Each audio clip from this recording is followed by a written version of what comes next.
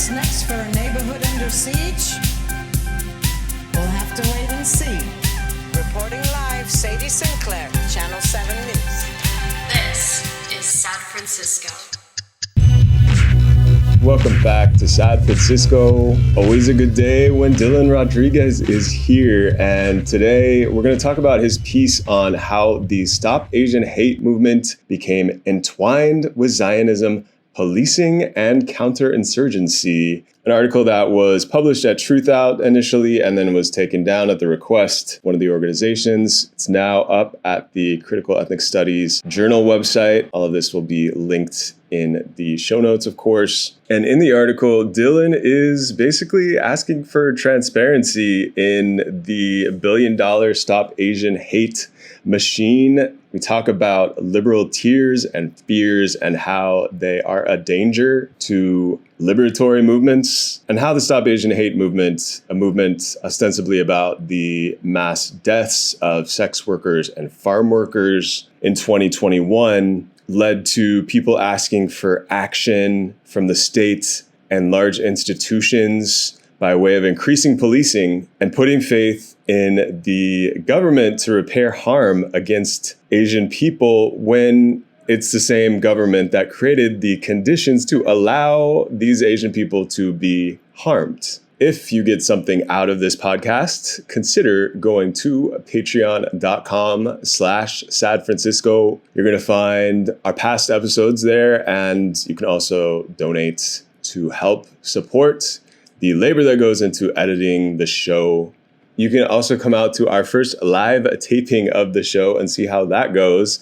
It's been delayed a couple times, but we are for real, no lie, gonna be at Queer AF in the Castro on May 17th with some past guests from the show. So come hang out if you're in town. And now here is Dylan.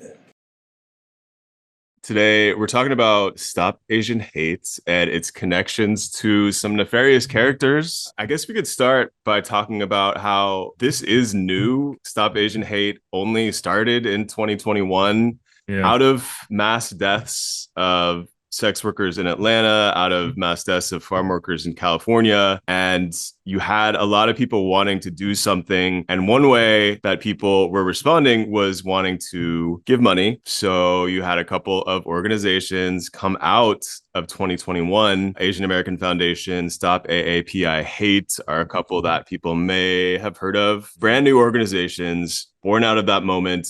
Over $1 billion going to the Asian American Foundation in its first year of existence. I think they got $1 billion within less than the first year. Like, yeah, that shit was quick. Like, it was a few months, I think. Yeah, I think it was the first 6 months. Wild. Cheers to their development directors. Can you introduce people to the largest of these organizations? Yeah. So what's interesting about TAAF, the Asian American Foundation, I would argue that it is a principal example in the field of Asian Americanism, of what my comrade and colleague Amaya Gelman has recently written about as an AstroTurf organization. So shout out to Amaya. Amaya has this amazing foundational investigative article in Boston Review from a few years ago talking about the Anti-Defamation League as essentially a repressive counterinsurgency-based organization that's got its origins in the 60s, coming after Black liberationists, as well as all kinds of leftists, obviously Palestine and Palestinian solidarity folks and so forth. So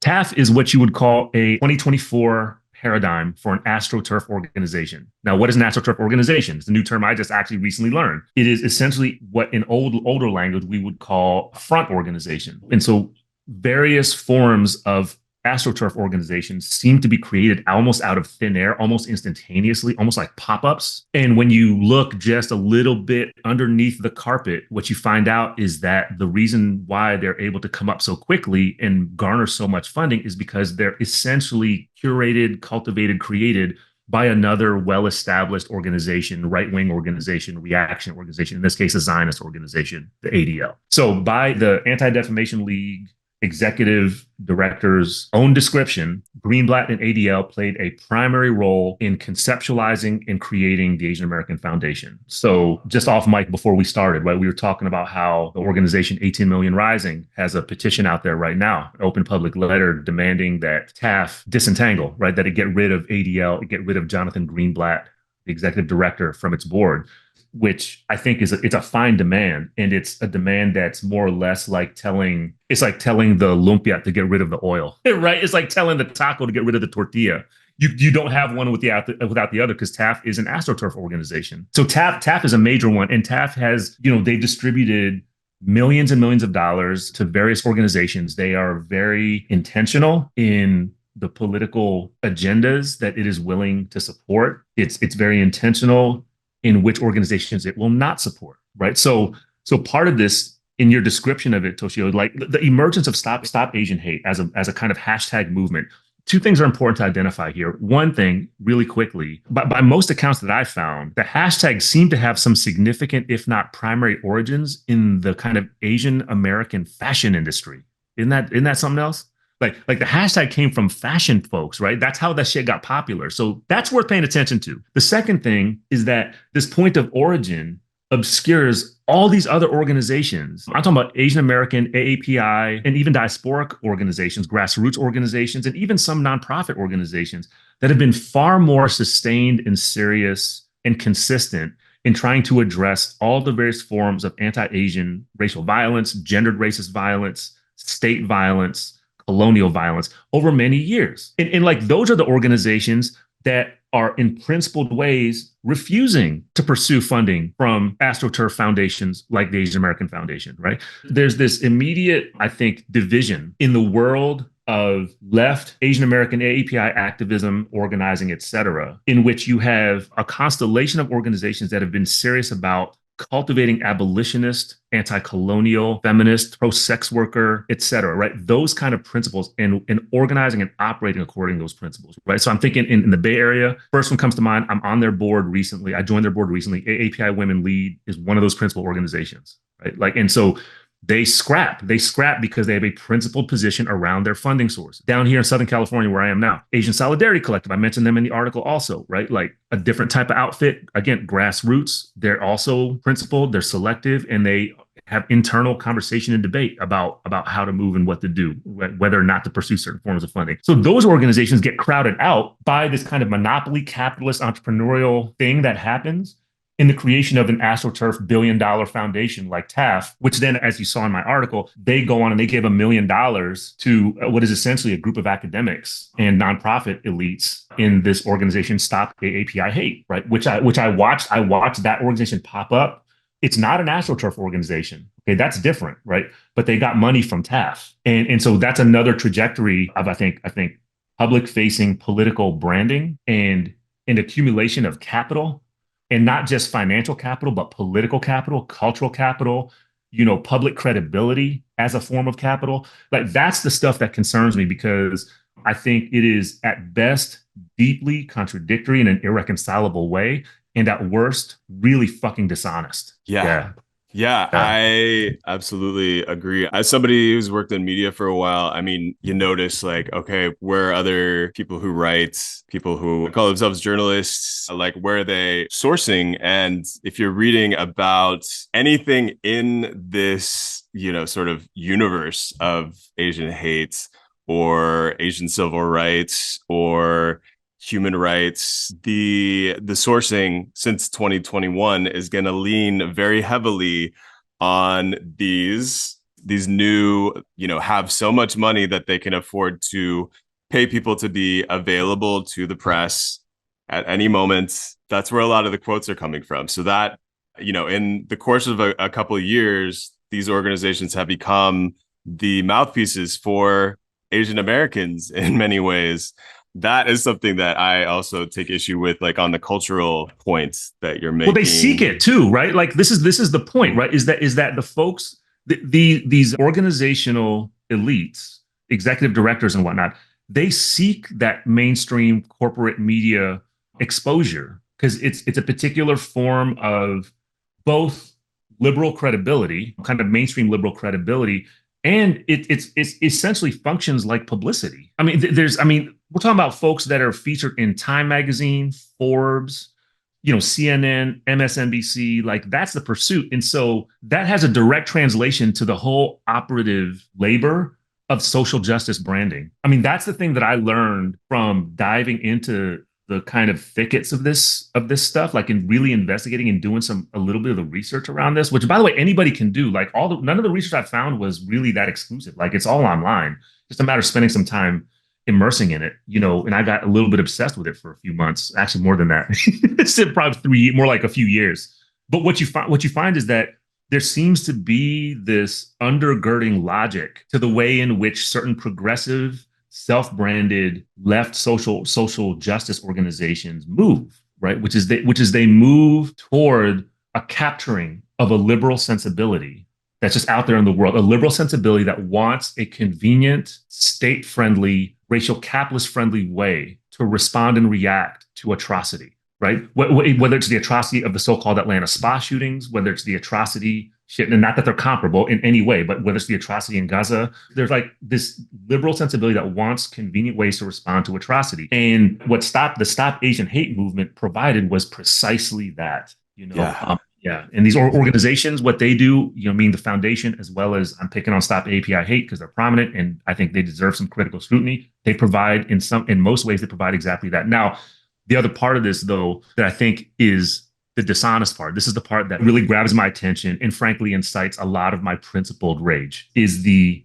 kind of casual and intentional way that an organization like Stop API Hate will proclaim what it names as non-carceral principles. Oh, yeah. Yeah. Okay. And in fact, that is in significant way, that is what led to the original retraction of my article by Truthout. Wow. Okay. So a few different things here. Yeah. I wanted to back up and talk about real quick. So last episode, we talked about this idea of celebrity activism, issues with that. And it's pretty clear there's a trickle down ethos to these organizations. Wanted to know if you could talk a little bit about Stop AAPI Hate's narrative change project. And what kind of people does it employ or task with changing narratives around Asian Americans? I mean, if you look at their own description, so by the way, this is not me projecting shit, right? Like if you look at their own description of their narrative change mission, what they boast about is gaining audiences with various state, corporate, and essentially nonprofit and shadow state elites. Right. They're talking about whether it's Congress, literally congressional testimony, right? Whether it's Congress, whether it's talking in front of corporate executives, folks from the World Bank, et cetera. So the notion of narrative change is an elitist one by their own definition, right? That the way you change narrative is you find executives that are highly placed in various areas of the state, the shadow state, and the kind of corporate global world. And you somehow change and mess with their minds and convince them to follow the narrative. What I actually think it's not narrative change. I think that's not an accurate representation. What I think it is, it's narrative entrepreneurialism. I think it's something closer to narrative entrepreneurialism. And I think it's about a pursuit of a piece of the corporate pie, a piece of the liberal political credibility pie, a piece of the Democratic Party agenda. Who knows, right? Like, I think it depends on the context in which these so-called narrative change exercises are happening. Now, having said that, I know that there are people within different organizations that are doing this work, including probably Stop API Hate, okay, that are probably much more earnest and probably want to be much more serious about a grassroots, ground up, maybe even a somewhat more radical approach to narrative change, right? And so like, I honor that, I respect that. The problem, I think, is that I don't think that is the organizational practice and agenda from any reasonable scrutiny of the record here. Yeah. And you spoke about their use of terms like non-carceral. You also quoted one of the co-founders of Stop API Hate, Russell Jung, who said we need to recruit more FBI agents and personnel from diverse backgrounds to address crimes against API people. My hand is covering my face for people that can't see me right now because it makes me so fucking angry. So like, Russell, I hope you hear this. Russell, what the fuck? If you hear this, just call me. Like, I want to know what the fuck. By the way, my understanding is that Russell is no longer part of Stop AAPI Hate. I'm not sure if there's stuff out there that's discussed why. I suspect that maybe this is part of it. But I do want to say, like, I'm asking Russell what the fuck. I also want to ask the other co-founders, Manju and Sin. I want to ask them the same question, because as you saw in the article, Russell is not the only one that has been directly in conversation with carceral state actors, carceral state context, and carceral state platforms, saying things and advocating things that are entirely compatible with the criminal justice and policing apparatus. And all of this happening, by the way, all the way into 2024, right? So like, I know that part of the reason why Truth Out chose to retract my article was because they were bowing to the claim that Stop API Hate made, that they had like made this sudden turn in their organization around 2022, that they cut ties with TAAF and that they're now a super non-carceral organization, right? I call bullshit on that. Yeah. And the receipts are there. The receipts are fucking there. By the way, I appreciate you, by the way. I appreciate you for having my fucking back. Because that shit was fucked up. I mean, it's just the right thing to do. Yeah, like I did reach out to my editor. Still haven't gotten a response. I've been writing for Truth Out for about 10 years. Yeah. And it's unusual to not hear back from editor that I work with like within a couple of days. But yeah, I do think like regardless of that issue, if that is the issue that Truth Out had with the article, was that they had made some moves internally to cut ties with people who were the bad actors. Why not leave the article and write an editor's notes? No, they actually asked me to respond to Stop AAPI Hate's objections and their claims of errors of fact, and I did. And the version that you now see published by Critical Ethnic Studies Journal is basically a version of what they had. I gave this to them, and they just chose to walk the other ways. By the way, like keep reading Truth Out. I'm not trying to like throw unnecessary shade. I'm just saying, like, just as a principled response, I was deeply disappointed. Yeah. Right. I was deeply disappointed by this because I had worked with their editors for probably over a month. I'm disappointed that this shit happened, but I'm also in some ways grateful. Okay. Because the fact that the original version of the article extracted such a response from Stop AAPI Hate as an organization, it actually afforded me the opportunity to further investigate and further describe, explicate, and pull receipts out to demonstrate what I think explain and argue in a convincing way is their organizational dishonesty. Right. So it's the dishonesty that I think is the biggest, almost laughable example of this, is that there's a moment in the article where I actually cite what Stop AAPI Hate responded in their, kind of reaction to the original version of the article, where they were saying that they hadn't received funding from the Asian American Foundation since 2022, that they don't have a working relationship with them anymore. Who?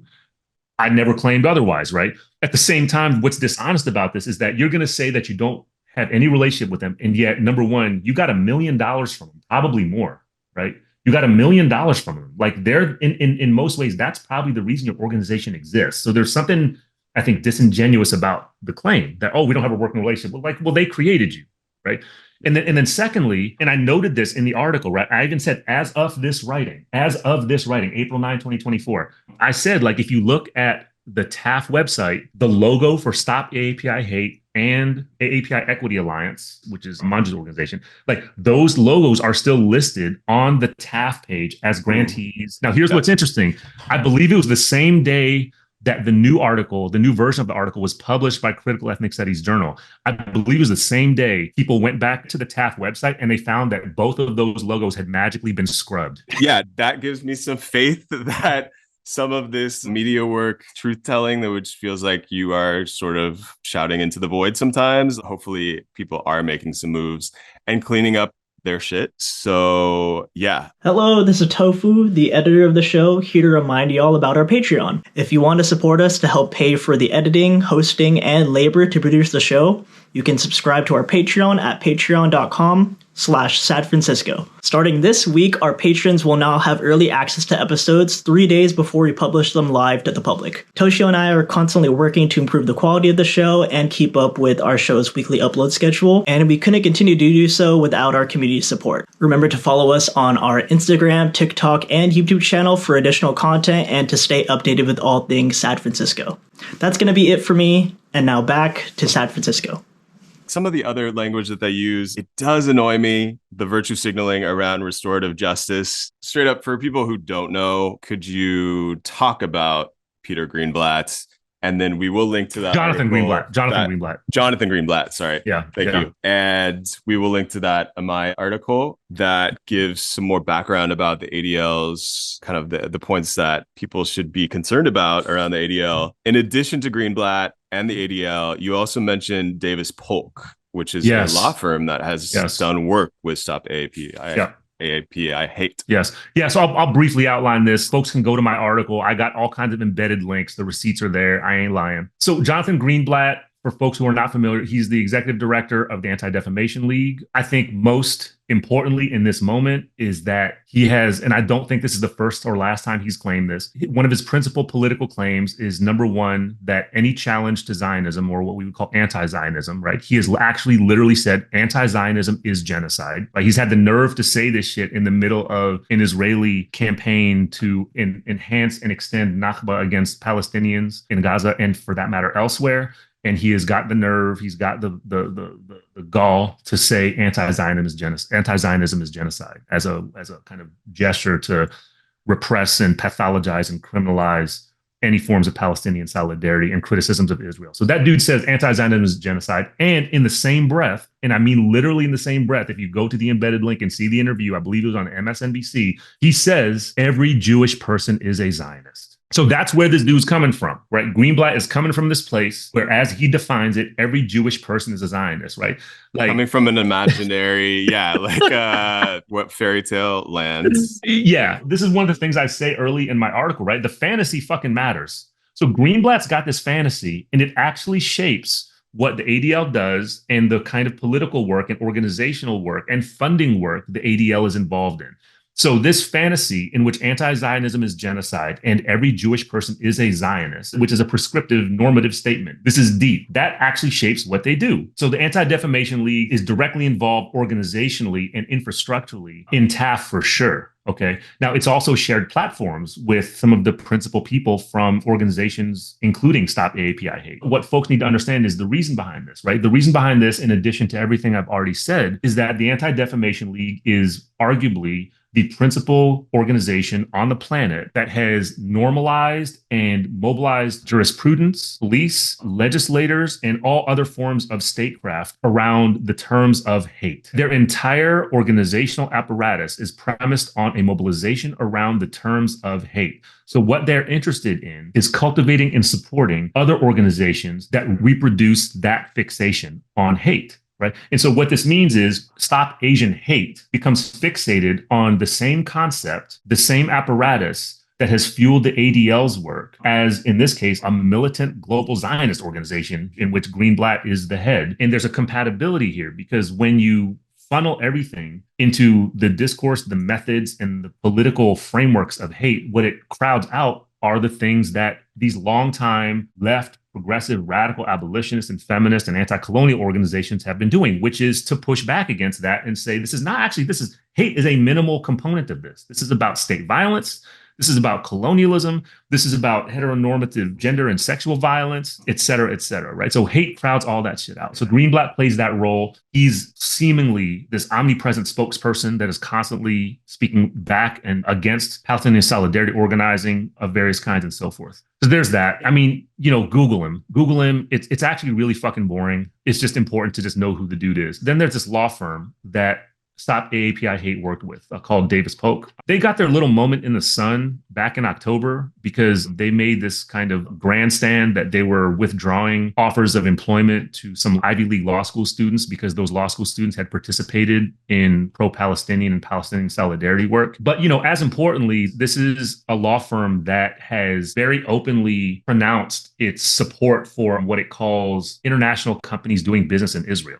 Right. So they're part of this group of law firms that signed this public letter to U.S. law schools that, number one, it demanded them to take punitive action against what they called anti-Semitic activities, which is a code word for anything having to do with supporting Palestinians and criticizing the state of Israel. And implicitly was a threat to refuse employment. So there was this professional moral panic that was going around for part of the late fall around all these Ivy League and other law school students that are doing this Palestinian solidarity stuff. They're criticizing Israel. Oh, they're not going to be able to get jobs anymore. Right. There's I heard that from various people, that some of them highly placed within some of these networks. So that's Davis Polk. And what's interesting here is that Davis Polk had a pretty substantial relationship with Stop AAPI Hate for a period of time. Davis Polk provided a bunch of pro bono work. This is pro bono work that they were doing with and for Stop AAPI Hate for at least a year. There was also financial contributions that came from Davis Polk and its attorneys.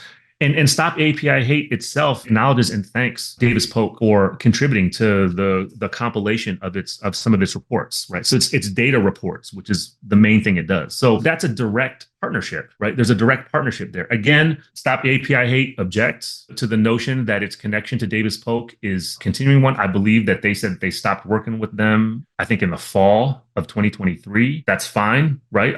I've never asserted otherwise, right? All I've asserted is that they had a substantial working pro bono relationship with them at minimum. So it's there.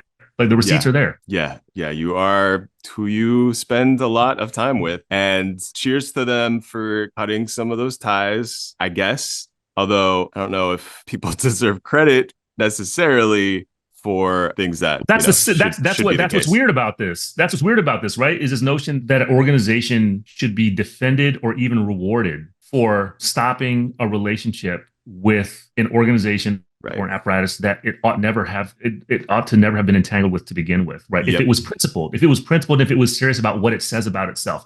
Again, the dishonesty is what bothers me here, right? The dishonesty is what's driving this work. Yep. Some of these things, I mean, it should just be the baseline. We don't hang out with people who love genocide. Shit. I mean, come on.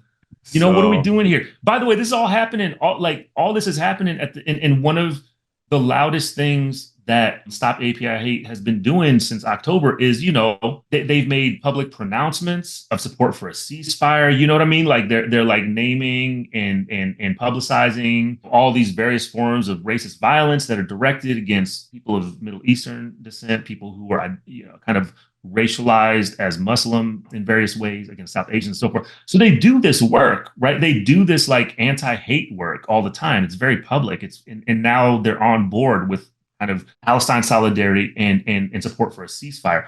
Now, the problem is the shit that they do is still compatible with the anti-hate apparatus of the Anti-Defamation League and other organizations, right? And to this day, to my knowledge anyways, to this day, ADL, at least chapters of the Anti-Defamation League, continue to use and refer to Stop API Hate both on websites and in I believe it was a national report, an ADL national report makes explicit reference to Stop the API Hate's resources and its data collection as a vital component that supports what ADL wants other organizations to do. So some of these connections remain. And you end your piece, your most excellent piece, with kind of a refrain about the liberal reactionary feelings that are very much emboldening the prison states. They're emboldening the prison industrial complex. Could you talk about the damage that some of these liberal reactionary feelings can have, or can do, rather?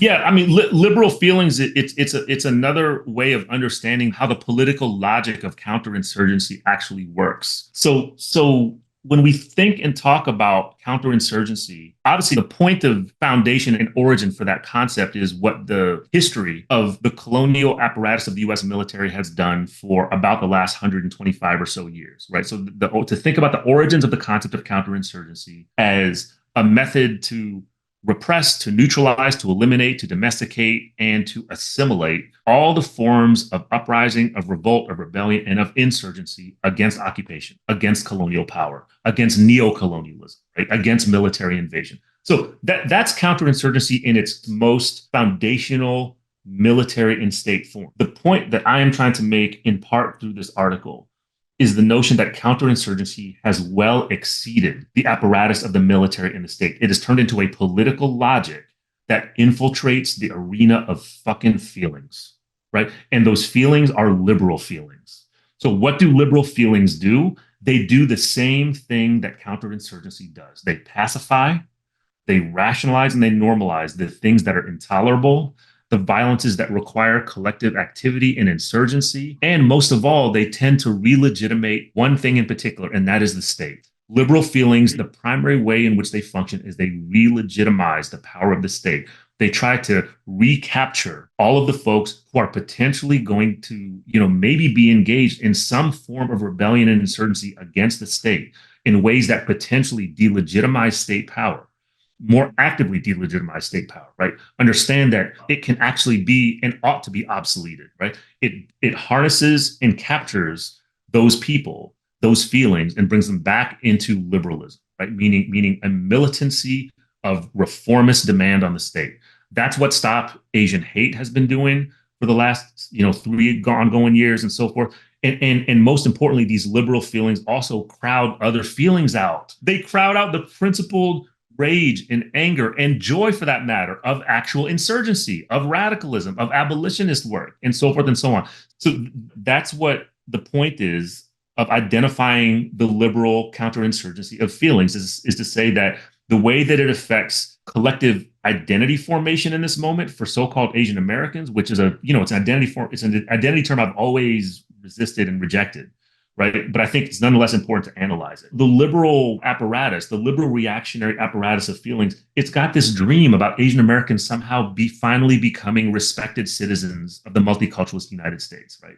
And I'm saying that dream is bullshit. Like, that dream only creates more nightmares. And that dream in and of itself, we need to address its origins. We need to address how it gets institutionalized and pushed forward by specific kinds of organizations. And we need to reject it. And there's a necessary, I think, political, cultural, narrative, aesthetic task in identifying and rejecting those feelings and embracing other kinds of feelings. Yes. I like feelings. I like feelings. Thank you, mentor. Yeah, this is amazing. This is a tangent, but I had scribbled down some notes about, in San Francisco, one of the ways that reactions to Asian hate showed up was like you had tech marketing, like citizen apps, or the citizen app next door glomming on to Asian hate and using it as a chance to promote these apps that are really like the worst that the internet has to offer. It's like Citizen was giving free memberships to people of AAPI heritage in a program where it wanted to create essentially what was like a privatized 911 line for its members. I'll link to an article related to that in the show notes. And it's so true. Like how much damage is done by some of these liberal feelings, we'll never know, but it's a problem. We need to be aware of it. Yeah. Yep. And I'm not sorry that I hurt people's feelings by just writing this stuff and investigating and putting it out there. I know feelings got hurt, and that's cool. That's cool. Yep. My feelings are hurt by the existence of people who are down with the FBI. My feelings are hurt with people who think it's all right to quietly, do collaborative work with folks from the ADL. Like, that shit hurts my feelings. Yeah, no. And thank you for talking about this. Yeah. In terms of counter-revolutionary, is a really good way to term it. And that is a topic that I want to explore more, especially being in San Francisco, just being in California. It is this incubator for these neoliberal innovations and counter-revolutionary innovations. Yeah. Thank you, Dylan. Thanks for having me. I'll come anytime you invite me. Sweet. Yeah. All right. Yes. Well, I'm gonna take you up on that for sure. All of the pieces that we mentioned will be listed in the show notes, and we will talk soon. Thank you for listening to Sad Francisco, which is produced by Toshio Moronic and edited by Tofu Estolas. If you have it, please throw us a few dollars through patreon.com/sadfrancisco, which will help us pay for podcast hosting, editing, and transcriptions for the show. See you next time in Sad Francisco.